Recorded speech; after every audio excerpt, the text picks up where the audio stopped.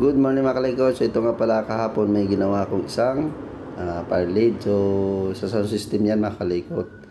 So yan, ang issue niyan sumabog daw. So nung binuksan ko, yun yung filter niya sumabog. So akala ko sa secondary so primary yung sira niya kasi nag-ready na sana ako ng progress mga kalikot.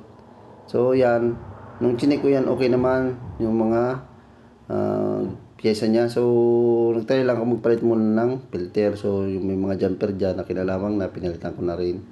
So nung chinik ko okay naman. So trinay ko siyang power kasi pinalitan ko na yung capacitor niya dyan mga kalikot.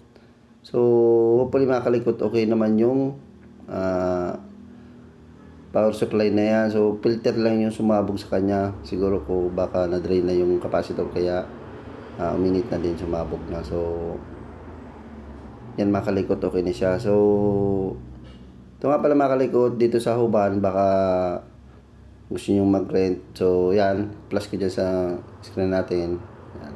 So yan yung number ni kuya. So message nyo lang mga kalikot kung kailangan nyo mag-rent ng sound system. So okay na yan mga kalikot.